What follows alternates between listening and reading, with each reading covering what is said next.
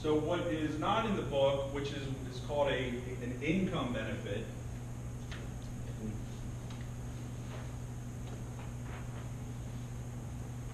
So if we had a portfolio, your cash investment, we had a $500,000 portfolio here, and let's say in 5 years, that's our target date to retire. Sorry, 5 years. And in 5 years, let's say the account value went to, let's just say 800,000. Not anything to jump up and down about, but we had growth, right? Not bad.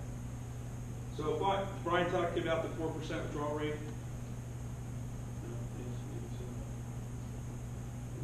Maybe. He talks fast sometimes, doesn't he? I try to slow down. Okay. So if you look, anybody heard of the reasonable withdrawal rate with their portfolio? What Fidelity did white papers back in the 80s, they revised them. And what it was if you did at age 65, if you did a 4% withdrawal rate to age 100, it was like a 98% success rate on a 60-40 portfolio. Since then, it's been revised. BlackRock did a white paper on it. I think it was like 3.2, and the College for Financial Planning, they say 2.9% gives you that same probability to age 100. How many of your parents had as much money in the stock market as you do? Probably not, right? What did they have? Yield, right? They could go get bonds that were paying high yields. They could go get certificates of deposit. There's nowhere to find that right now. There's nowhere to find, without any risk. So, naturally you're looking for optimal growth, but also you need to also outperform inflation as well. So from a withdrawal rate, let's just go off of that 4% rule here. And 4 times 8 is what, 32, right? So 32,000 would be what I can take out of my portfolio.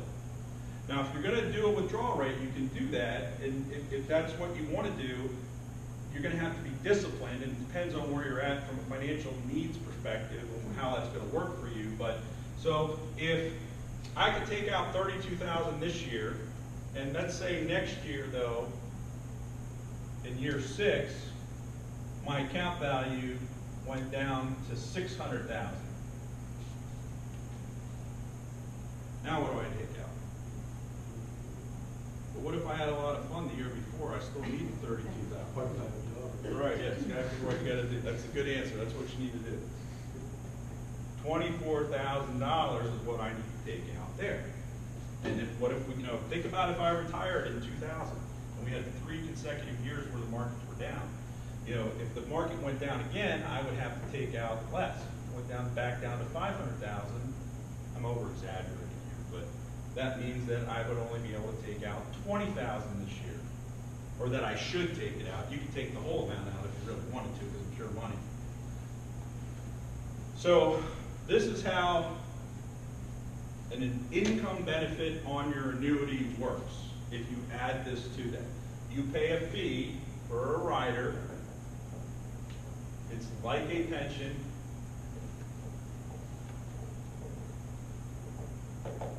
And it starts off with the same number. And usually, in some of them, they have a guarantee that says that it can go up by 6% simple, it might go up by 7% compounding, just depends on the company, what your goals and objectives for. It also depends on your survivor or your spouse, what their age is. If they're younger, most of them are based upon the younger of the two. So if your wife or your husband's 10 years younger than you, that's the age typically they're going to determine what the withdrawal rate is. But if you added a rider, and let's just pretend that the number over here is the same number of what the accumulation value was.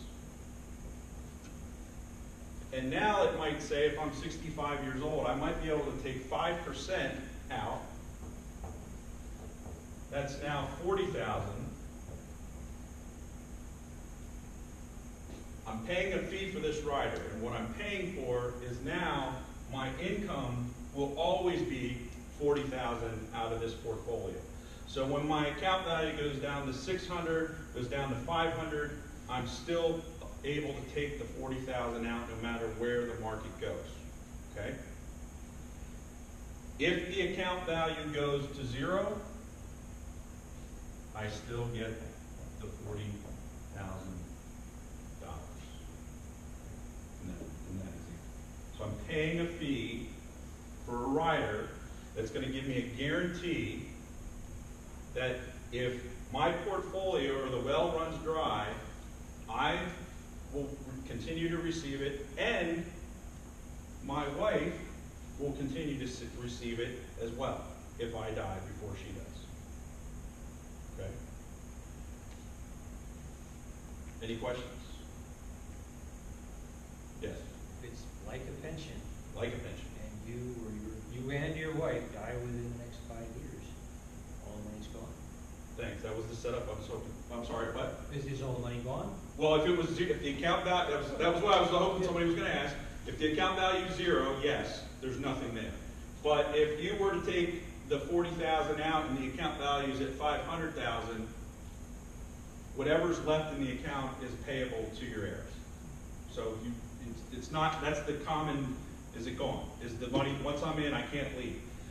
The other thing is we're talking about a rider. A lot of times there's some confusion. There's what's called annuitization.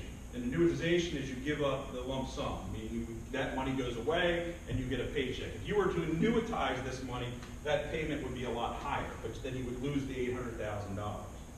$800,000. The other thing is, so if it's my annuity and now we're, 7 years in here, $500,000 in the account value, I die. Well, my wife now is what? Single, widowed.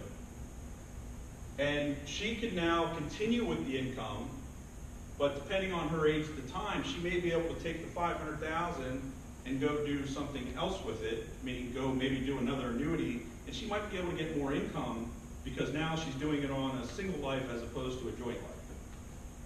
If that makes sense. The other thing is something crazy happens, you can go get a certificate of deposit paying 10%. You can take your $500,000, go put it in the bank in an IRA CD if it was an IRA, and now you're going to get what? $50,000 a year for 10 years, and what are you going to have at the end of 10 years? No, 500. 500,000. So there's flexibility there, and that's the only thing I'm trying to. Annuity's not right for everybody. It's not the end-all answer for anything.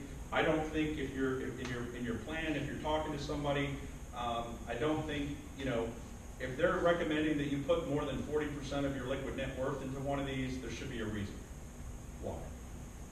And if that's all they're showing you and telling you, I have, if you have an $800,000 rollover and you should put that into the annuity, what you should do is just get up and walk out. Don't even ask why, just leave.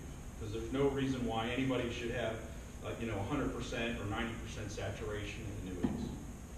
Because that is still an illiquid asset. You need to have other money because if I'm getting $40,000, there's probably other things that are going to come up. I'm going to need a new roof. I'm going to want to spoil grandkids. I'm going to go on vacations. There's things that I'm going to want to do. Any questions? The only other question I would ask if you're talking to somebody about this is about the investments. What type of investments do they have? Some of them have restrictions on how you can invest. Not that there's less quality investments, but some of them have the ability to make your portfolio more conservative, which that may not bother anybody, as we speak about it today. But if you think about where in like 2008 when the market was down and they made you more conservative, and then you come out of that and the markets are up and now you're missing out on the upside of the portfolio, I'm not saying that that's a bad thing. You just need to be aware of it, right? You want to have full, disclosure and have reasonable expectations of what this is going to do for you, moving forward. Because there were some great contracts coming out of 2008 that weren't around for very long because of where the interest rate environment was, and the performance in those are awful, but the benefits are awesome. So, anybody else? No?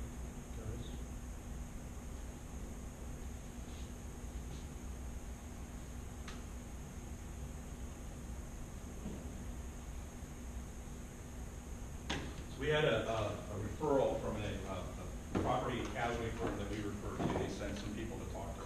they had already retired and they wanted to buy some long-term care insurance. And these two folks, they worked for federal government, they had TSPs and they had pensions. And between the two of them, they had about $1 million in retirement assets.